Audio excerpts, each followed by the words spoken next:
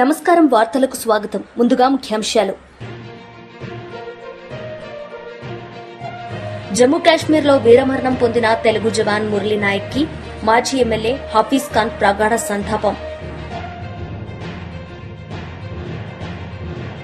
ఉరవకొండ నియోజకవర్గం ఛాయాపురంలో హంద్రీనివాస్ సుజల స్రవంతి పనులను పరిశీలించిన ముఖ్యమంత్రి శ్రీ నారా చంద్రబాబు నాయుడు. న్యాయ విచారణలో ఉన్న వెంచర్పై రిజిస్ట్రేషన్లు ఎందుకు? అధికారులపై బీజేపీ నేత బాలాజీ ఆవేదన. నిర్మల్ జిల్లా తానూరు మండలం బెల్తోడోరా గ్రామంలోని సర్వే నంబర్లు 38, 39, 40లో స్థలాలపై గతంలో జరిగిన అక్రమ రిజిస్ట్రేషన్లను రెగ్యులరైజ్ చేయమని ఒత్తిడి రావడంతో అప్పటి ఇన్ఛార్జ్ సబ్ రిజిస్టార్ తిరస్కరించినట్లు సమాచారం. తాజా సబ్ రిజిస్టార్ అధికారిగా బాధ్యతలు స్వీకరించిన మేడం ఆయా రిజిస్ట్రేషన్లను రిజెక్ట్ చేయడంతో వెంచర్ యజమానులు హైకోర్టును ఆశ్రయించారు. కేసు హైకోర్టులో పెండింగ్లో ఉన్నప్పటికీ ఇటీవల కొన్ని ప్లాట్లను సబ్ రిజిస్టర్ చేయడం న్యాయపరంగా మరియు పరిపాలన పరంగా తగదని బీజేపీ నేత బాలాజీ సూత్రావి అభిప్రాయపడ్డారు. కేసులో పార్టీగా ఉన్న సబ్ రిజిస్టార్ ఈ రిజిస్ట్రేషన్లు చేయడం తగదని ఆయన విమర్శించారు. డీటీసీపీ అప్రూవల్ లేకుండా రిజిస్ట్రేషన్లు జరగడం, అదే సమయంలో కోర్టులో రిట్ పిటిషన్ వేయడం దారుణమని పేర్కొంటూ అధికారులు వెంచర్ యజమానులపై కఠిన చర్యలు తీసుకోవాలని కోరారు. ఈ వ్యవహారంపై కలెక్టర్, డిస్టిక్ రిజిస్టార్, సబ్ రిజిస్టార్లకు ఫిర్యాదు చేసినట్లు తెలిపారు. న్యాయ విచారణ పూర్తయ్యే వరకు ఎటువంటి రిజిస్ట్రేషన్లను అంగీకరించరాదని ఆయన హెచ్చరించారు. నమస్కారం. మాజీ పట్టణ అధ్యక్షులు భారతీయ జనతా పార్టీ బాలాజీ సూత్రావే వైజాగ్ నుండి ఏదైతే సబ్ రిజిస్టర్ ఆఫీసర్గా కానూరు మండలంలోని బెల్తోడ గ్రామంలో చేసిన వెంచర్లో సర్వే నంబర్ 38, 39 వాటిలో అక్రమ రిజిస్ట్రేషన్లు చేయడం జరిగింది. వాటిపైన లేఅవుట్ కోసము అప్లై చేస్తే లేఅవుట్ కూడా ఇవ్వడం జరిగింది. ఎందుకంటే అక్కడ అక్రమ రిజిస్ట్రేషన్లు జరిగాయని ఇంతకుముందు ఎన్నోసార్లు మేము వివరించడం జరిగింది, కంప్లైంట్ ఇవ్వడం జరిగింది. ఎన్ని ఫిర్యాదులు చేసినా కానీ ఇప్పటి వరకు ఎలాంటి స్పందన లేదు అధికారులది. ఎందుకంటే అక్కడ జరిగిన అక్రమ రిజిస్ట్రేషన్లు, వాళ్ళ రిజిస్ట్రేషన్లు కూడా సబ్ రిజిస్టర్ మేడమే స్వయంగా రిజెక్ట్ చేయడం జరిగింది. అయినా కానీ వాళ్ళు హైకోర్టులో రిట్ పిటిషన్ వేసి అవి రిజెక్ట్ అయిన దానికి అప్లై చేసుకున్నారు. రిజెక్ట్ చేయకండి అని వాళ్ళు రిట్ పిటిషన్ వేయడం జరిగింది. దానికి పార్టీగా ఈఆర్ డిస్ట్రిక్ట్ రిజిస్ట్రేషన్ ఆఫీసర్ మరియు సబ్ రిజిస్టర్ ఆఫీసర్ పైసా వాళ్లకు పార్టీగా చేసి రిట్ పిటిషన్ వేయడం జరిగింది. ఆ రిట్ పిటిషన్ ఉన్న సమయంలో కూడా మేడం గారు రిజిస్ట్రేషన్లు చేయడము చాలా అక్రమం. ఇలాంటి వాటిలో ఎంత గందరగోళం ఉన్నదో, ఎంత డబ్బులు తీసుకొని చేస్తున్నారో వాటిపైన సరైన ఎంక్వైరీ చేయాలని ఇక్కడ హైదరాబాద్లోని కమిషనర్ ఆఫ్ రిజిస్ట్రేషన్ ఆఫీసర్ హైదరాబాద్కు మేము కంప్లైంట్ ఇవ్వడం జరిగింది. వెంటనే స్పందించి అసిస్టెంట్ కమిషనర్ గారు మేము చర్య. సింధూర్ ఆపరేషన్ కి శక్తి పూజ సందేశం. బోధన్లో ఆంజనేయ స్వామికి ప్రత్యేక అభిషేకం. భారతదేశ సైన్యం సింధూర్ ఆపరేషన్ సాహసోపేతంగా కొనసాగిస్తున్న నేపథ్యంలో వారి ధైర్య సాహసాలకు మద్దతుగా బోధన్ పట్టణంలోని శ్రీ మార్తి ఆలయంలో శ్రీ ఆంజనేయ స్వామికి ప్రత్యేక పూజలు నిర్వహించబడ్డాయి. ఈ కార్యక్రమం తెలంగాణ దేవాదాయ ధర్మాదాయ శాఖ కమిషనర్ మరియు వరంగల్ డిప్యూటీ కమిషనర్ ఆదేశాల మేరకు జరిగింది. భారత సైనికుల మనోధైర్యాన్ని బలోపేతం చేయాలనే లక్ష్యంతో జరిగిన ఈ శక్తి పూజలో భక్తులు, ఆలయ అర్చకులు, సిబ్బంది పాల్గొన్నారు. దేశ రక్షణకై ప్రాణాలర్పిస్తున్న జవాన్ల విజయానికి సింధూర్ ఆపరేషన్ విజయవంతమవ్వాలని ఆశిస్తూ భక్తులు పూజలు నిర్వహించారు. జై భారత్ మాత.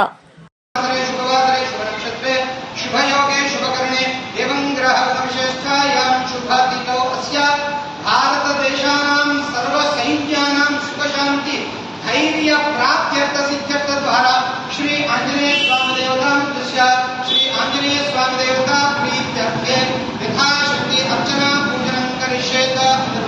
मनोजपं मारुततुल्यवेगं जितेन्द्रियं बुद्धिमतां वरिष्ठं वातात्मजं वानरयूतमुख्यं श्रीरामदूतं शरणं प्रपद्ये. त्वमस्मिन् कार्यनिर्योगे प्रमाणं हरिसत्तमा हनुमान यत्नमास्थाय दुःखक्षय करो भव कार्यसिद्धि मदगत आंजनेय स्वामिने नमः.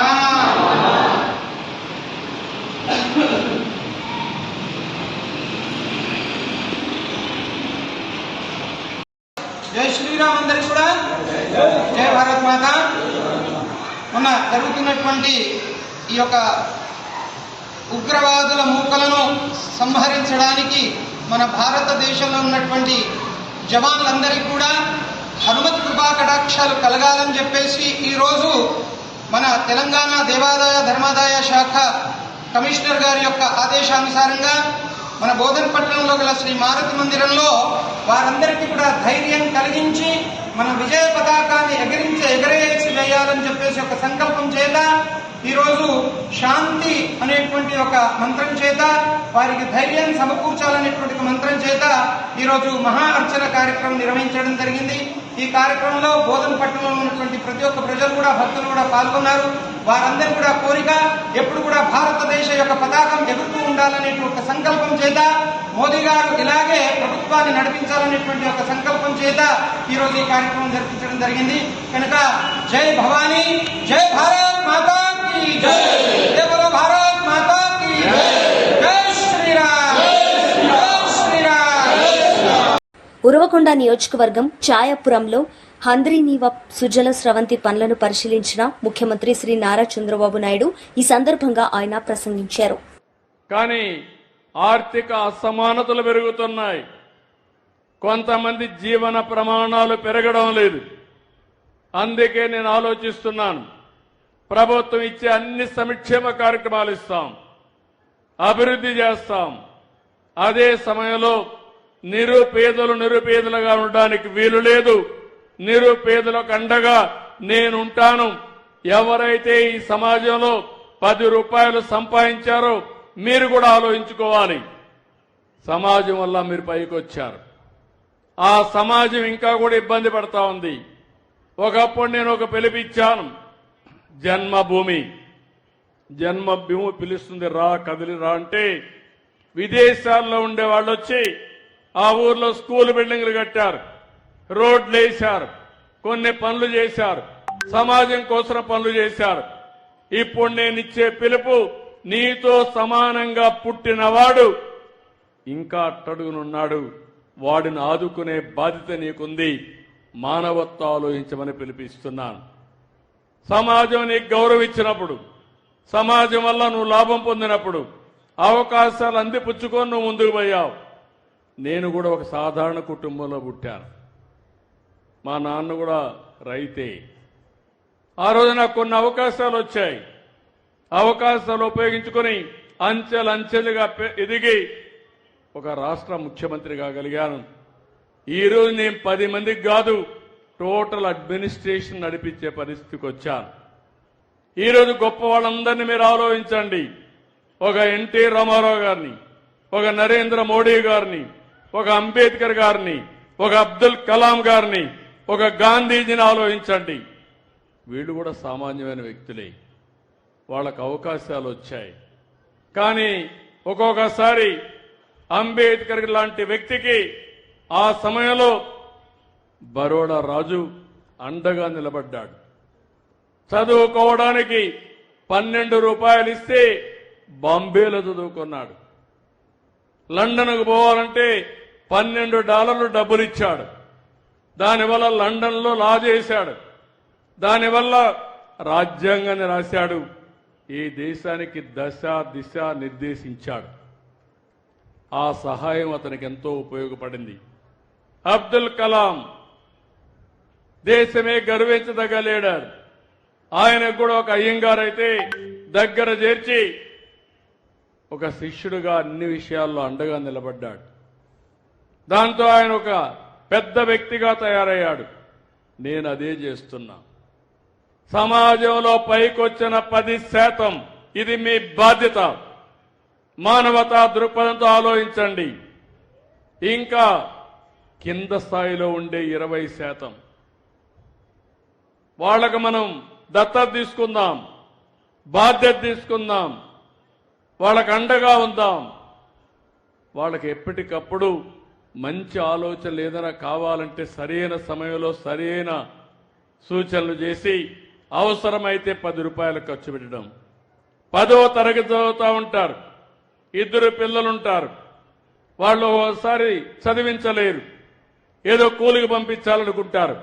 వాళ్ళ జీవితాలు నాశనం అయిపోతాయి. అలాంటి సమయంలో ఆ ఇద్దరి పిల్లల్ని ఇంటర్మీడియట్ చదివించి డిగ్రీ చేయించి మంచి చదువులు చేపిస్తే వాళ్ళ జీవితాలు మారిపోతాయి. ఒకసారి మంచి ఉద్యోగం వస్తే అక్కడి నుంచి ఆ కుటుంబం మారిపోయే పరిస్థితి వస్తుంది. అందుకే ఈ ప్రయోగం చేశాను.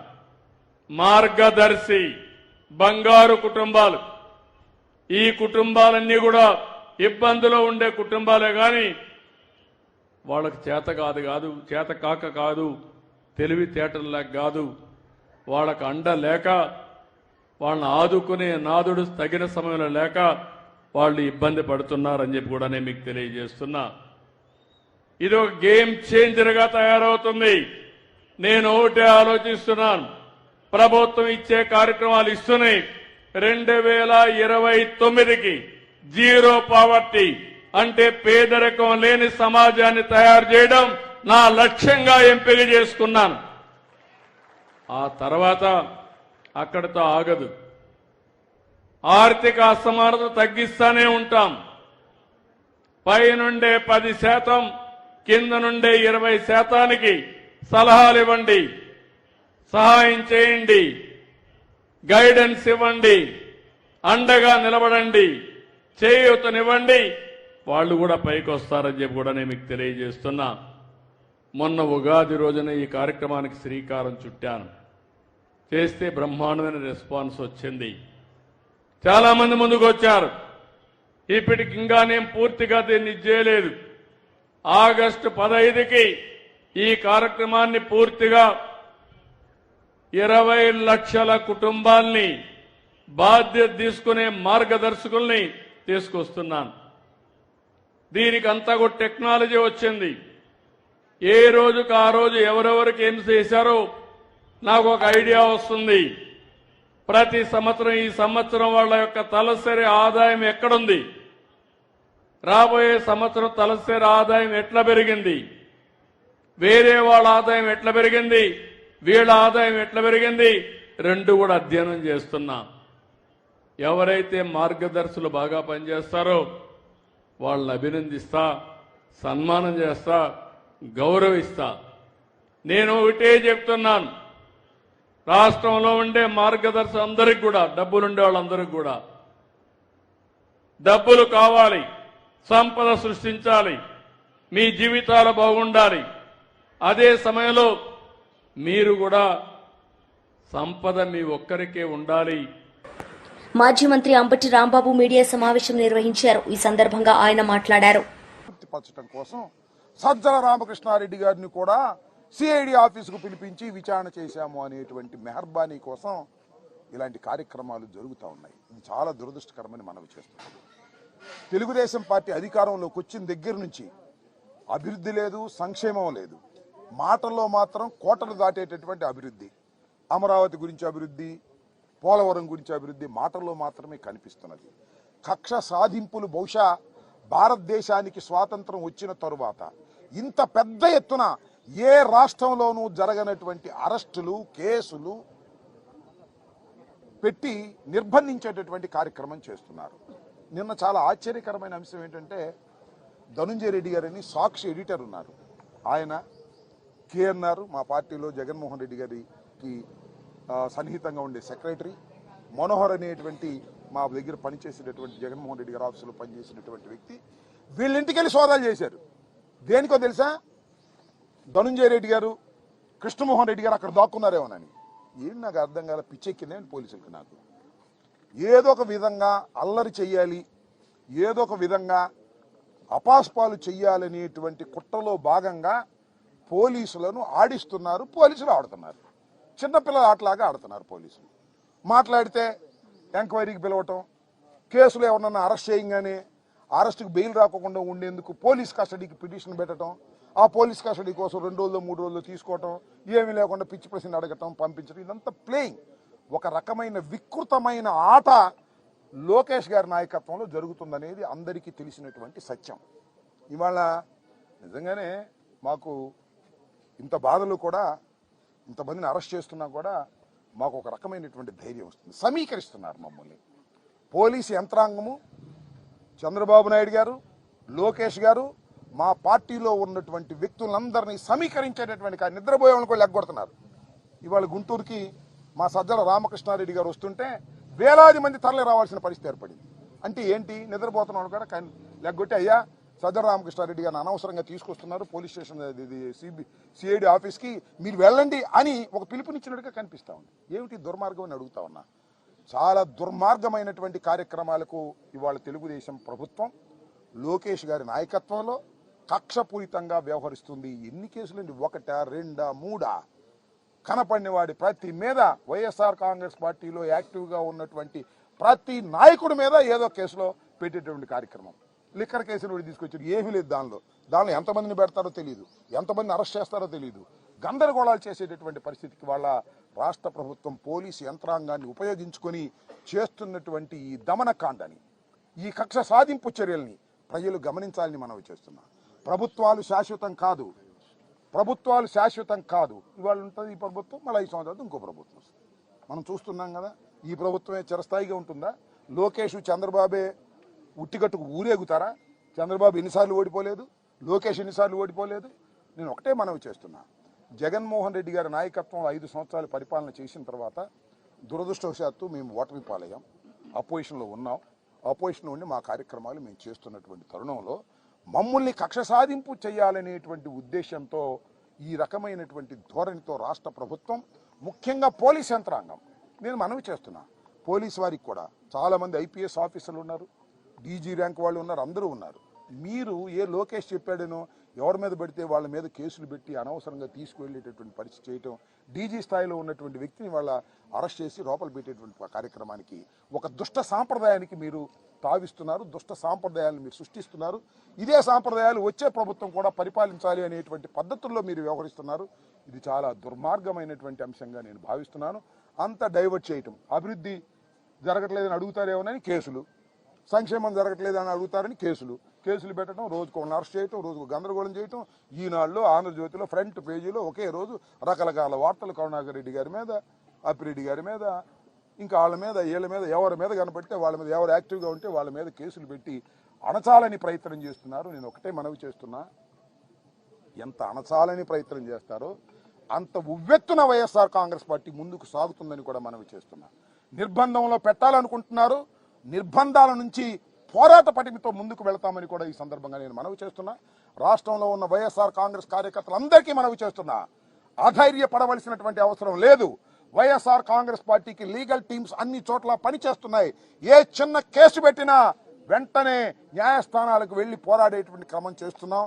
ఇవాళ్లే కృష్ణవేణి మరి 22 రోజుల తర్వాత ఒక మహిళని అరెస్ట్ చేసి తీసుకెళ్లారు. మళ్ళీ ఆమెను ఇన్వెస్టిగేషన్ కోసం మళ్ళీ అడిగారు. మళ్ళీ ఒక కేసు కాదు ఇంకొక కేసు పెట్టారు, 2-3 కేసులు పెట్టారు. ఇది కొత్త తత్వం. లోపలికి వెళ్ళిన తర్వాత కేసులు పెడతారు, అంతకుముందు కేసులు. నాకు అర్థం కాలా. ఈ రకంగా 311 వేస్తారు. ఈ రకంగా చేసి కృష్ణవేణి గారిని కూడా ఇవాళ నిన్న అనుకుంటారు. బీజేపీ మహాలా లీడర్ మీడియా సమావేశం నిర్వహించారు. ఈ సందర్భంగా ఆమె మాట్లాడారు. మంది పోయినారు, ఇంకెంతమంది మన తెలంగాణ రాష్ట్రంలో ఈ చుట్టబడి వచ్చినటువంటి పందికొక్కులని ఎప్పుడు పంపిస్తారని చెప్పి మేము అడుగుతా ఉన్నాం. సరేలే, వీళ్ళు ఇట్లనే మాట్లాడుతూ ఉంటారు, నా పనితీరు నేను చేసుకుంటూ పోతామంటే కొట్లాడి సాధించుకున్న తెలంగాణ రాష్ట్రం ఇది. కొట్లాడు ఉద్యమాలు ఇవాళ భారతీయ జనతా పార్టీ కొత్త ఏం కాదు. ఖచ్చితంగా ఉద్యమం చేసే వైపు మమ్మల్ని తీసుకెళ్లొద్దు. ఇప్పటికైనా ఎవరైతే ఇక్కడ ఉన్నారో, ఎంతమందిని పంపించినాం, ఎంతమంది ఉన్నారు, వాళ్ళని ఎప్పుడు వారం రోజుల 5 రోజుల ఎన్ని రోజుల గడువు తీసుకుంటారో వాళ్ళని పంపించాలి. మొట్టమొదట ఎంతమంది ఉన్నారన్న లిస్టు మాత్రం పెట్టాల్సినటువంటి బాధ్యత ఈ రాష్ట్ర ముఖ్యమంత్రి ఉంది. మొన్నటికి మొన్న మరి సుజాతలో, సుప్రకలో ఎవరు పడితే వాళ్ళు గవర్నమెంట్ ఎంప్లాయీ గుండి, ఒక ప్రొఫెసర్స్ గుండి ఇష్టం వచ్చినట్టు పేలుతా ఉంటే కూడా మరి ముఖ్యమంత్రి గారికి ఎందుకు దేశభక్తి ఎందుకు గుర్తుకొస్తలేదని చెప్పేసి మేము అడుగుతా ఉన్నాం. దేశభక్తి గురించి మరి అనేక సార్లు అనేక రంగాలలో అనేక విషయాలలో మాట్లాడినటువంటి మరి రేవంత్ రెడ్డి గారు మరి గతంలో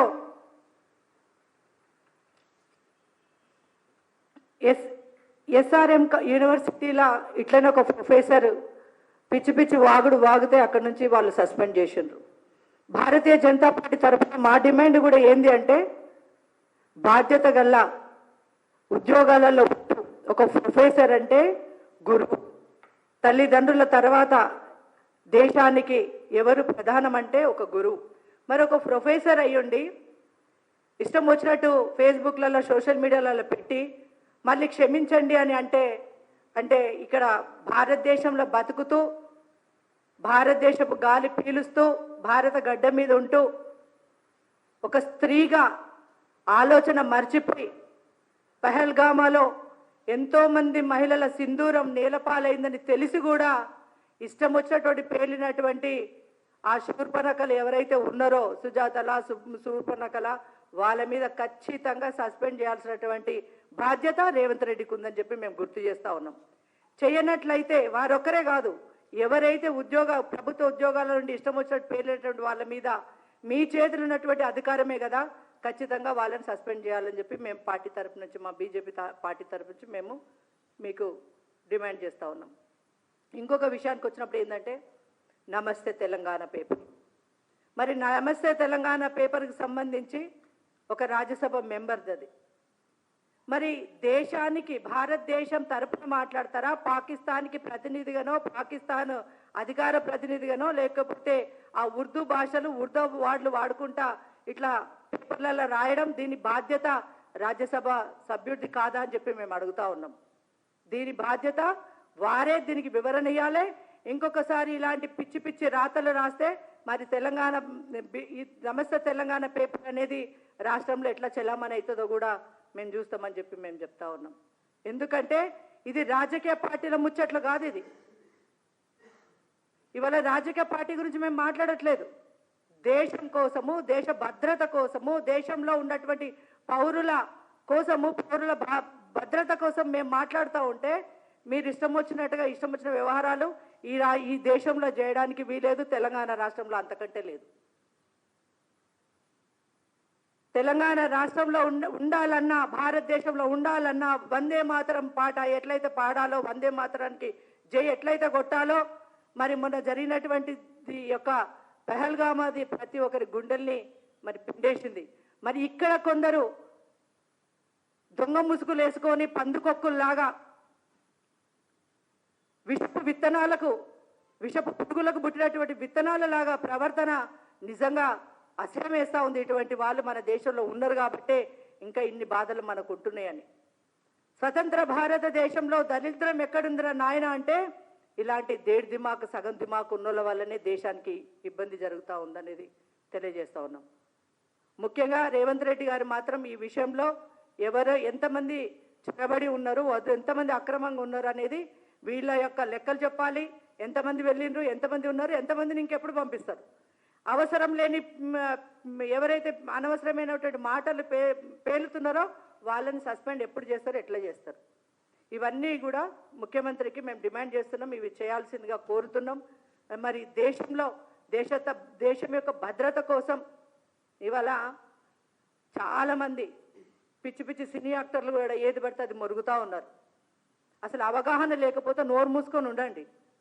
కానీ ఈ దేశంలో ఉండి ఈ దేశం యొక్క ప్రజల దీవెనతో బతుకుతున్నటువంటి వాళ్ళు నీలాపొద్దు లేకపోతే బార్డర్లో ఉన్నటువంటి ఇండియన్ ఆర్మీలను. జమ్మూ కాశ్మీర్లో వీరమరణం పొందిన తెలుగు జవాన్ మురళీ నాయక్ కి మాజీ ఎమ్మెల్యే హఫీజ్ ఖాన్ ప్రగాఢ సంతాపం తెలిపారు. జమ్మూ కాశ్మీర్లో వీరమరణం పొందిన తెలుగు జవాన్ మురళీ నాయక్ గారి కుటుంబ సభ్యులకు నా ప్రగాఢ సంతాపం. దేశ భద్రత కోసం తన ప్రాణాలను అర్పించి మురళీ నాయక్ గారి త్యాగాన్ని ఈ దేశ ప్రజలు ఎన్నిటికీ మరవరు అని చెప్పి తెలియజేసుకుంటున్నాం. ఈ విషాద సమయంలో ఆయన కుటుంబానికి భగవంతుడు శక్తి, ధైర్యము ఇవ్వాలని చెప్పి మనస్ఫూర్తిగా కోరుకుంటున్నాను. అలాగే భారతదేశం నిన్న రాత్రి ఏదైతే పాకిస్తాన్ పైన దాడి చేసిందో తన శక్తిని ప్రపంచానికి చూపించింది. మన దేశాన్ని విడదీయాలని ప్రయత్నించిన వాళ్ళు ఇప్పుడు వాళ్ళ స్థానం ఏమిటి అని తెలియజేసింది. మనల్ని విడదీయాలని చూసిన పాకిస్తాన్ ఇప్పుడు తన సైన్యంలో, రాజకీయాల్లో, రాష్ట్రాల్లో విడిపోతుంది. వాళ్ళు మన దేశంలో విభేదాలు సృష్టించాలి అని అనుకున్నారు. కానీ ప్రతి భారతీయుడు కూడా మేమందరం ఒకటే అని చెప్పి నిలబడ్డారు. మన సైన్యం ధైర్యంగా, తెలివిగా శత్రువుని ఎక్కడ దెబ్బ కొట్టాలో అక్కడ దెబ్బ కొట్టింది, ధ్వంసం చేసింది. మన జవాన్లు భారతదేశాన్ని కాపాడారు. మన ప్రజలు ప్రాణాల్ని రక్షించారు. భారత్ ఎప్పుడు తల వంచదు, ఎప్పుడు వెనకడుగు వేయదు, శాంతి కోరుకుంటది. కానీ అవసరమైతే దిమ్మ తిరిగే బలంతో సమాధానం కూడా చెబుతుంది అని చెప్పి మరొకసారి తనపై చేస్తున్న ఆరోపణలపై విచారణకు సిద్దమని చీరాల మున్సిపల్ చైర్మన్ జంజనం శ్రీనివాసరావు అన్నారు. శుక్రవారం తన కార్యాలయంలో నిర్వహించిన విలేకరుల సమావేశంలో ఆయన మాట్లాడారు.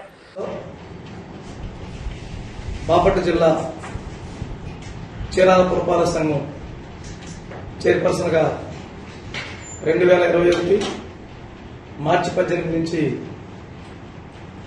చైర్పర్సన్ గా కొనసాగుతూ ఉన్నాను. ఈ నెల 14వ తేదీన అవిశ్వాస తీర్మానం ఏర్పాటు చేయమని కొంతమంది కౌన్సిలర్స్ కలెక్టర్ గారిని కలిసి రిప్రజెంటేషన్ ఇవ్వడం జరిగింది. దానికి అనుగుణంగా జిల్లా కలెక్టర్ అండ్ డిస్ట్రిక్ట్ మ్యాజిస్ట్రేట్ గారు నిబంధనల ప్రకారం ఆర్డీఓ గారి ద్వారా ఈ నెల 14వ తేదీ ఉదయం 10:30 అవిశ్వాస తీర్మానాన్ని చీరాల పురపాలక సంఘ కౌన్సిలర్లు ఏర్పాటు చేస్తున్నారు. ముందుగా వారికి మా హృదయపూర్వక ధన్యవాదాలు. దీనికంటే ముందుగా రాజకీయాల్లో 2021లో ప్రవేశించి పెద్దలు పూజ్యులు చీరాల శాసనసభ్యులుగా, రాష్ట్ర ముఖ్యమంత్రిగా, తమిళనాడు గవర్నర్గా ఉన్నటువంటి కొంజేటి రోసయ్య గారు దివంగత నేత ఆధ్వర్యంలో నేను కాంగ్రెస్ పార్టీలో 3 సంవత్సరాలు పనిచేశాను.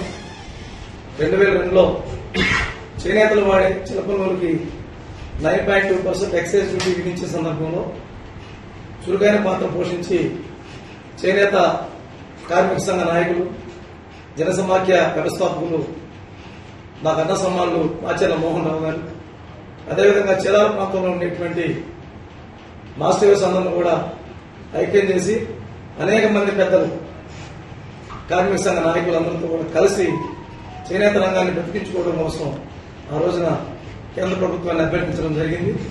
ఆ సందర్భంలో కొంజేటి రోసయ్య గారి సారథ్యంలో మరి మనకి సిఎస్గా చేసిన సమీర్ శర్మ గారు ఆనాడు చేనేత కమిషనర్ గా ఉన్నారు.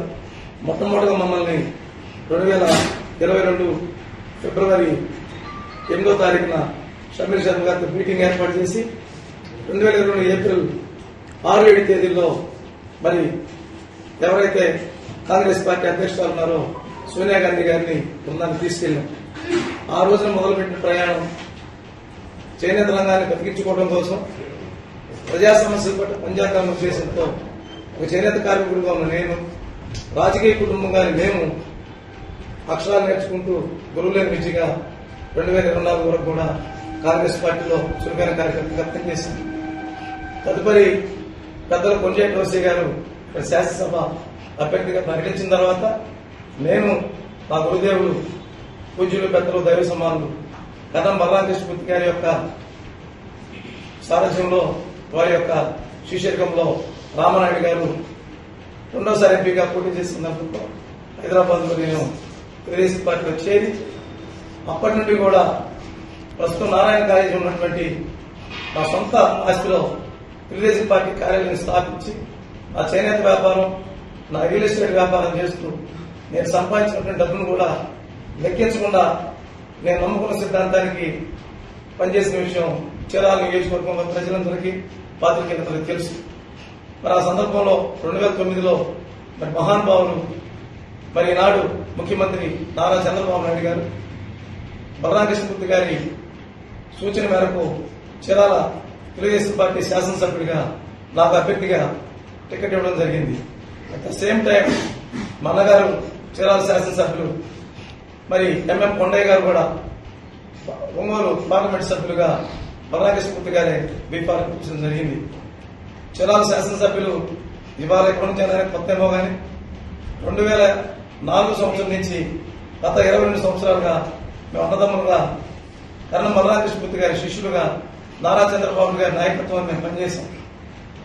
తర్వాత ప్రజారాజ్యంలో ఓడిపోయినప్పటికీ కూడా వ్యాపార కారణాల చేత, ఆర్థిక ఇబ్బందుల వల్ల నేను 2 సంవత్సరాలు 3 సంవత్సరాలు స్తబ్దతగా ఉండి నా యొక్క వ్యాపార లావాదేవీలు తెలుసుకున్న విషయం అందరికీ తెలుసు.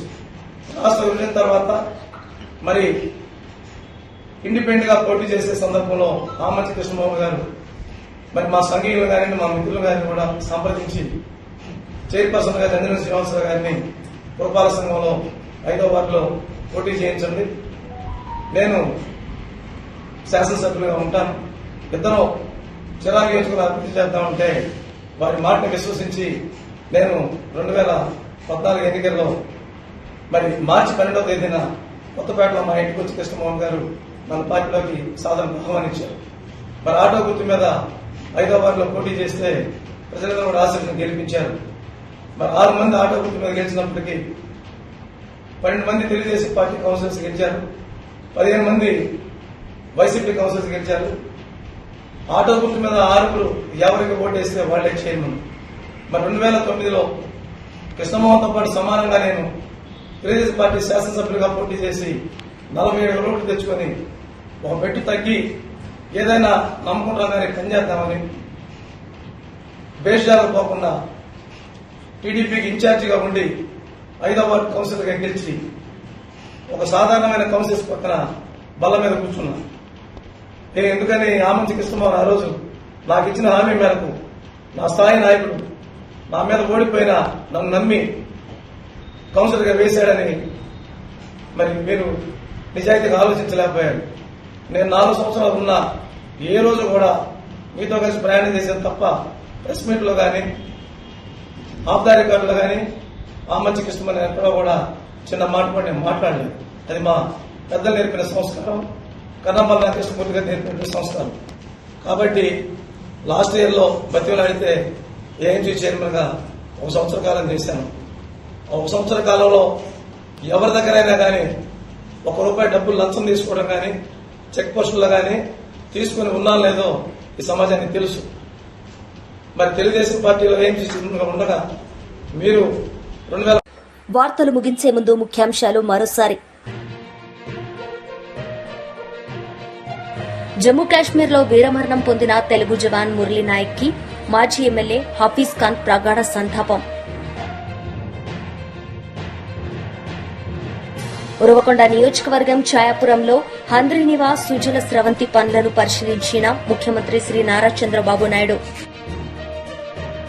ఈ వార్తలు ఇంతటితో సమాప్తం. తిరిగి ప్రసారమయ్యే వార్తల్లో మళ్లీ కలుద్దాం. అంతవరకు సెలవు. నమస్తే.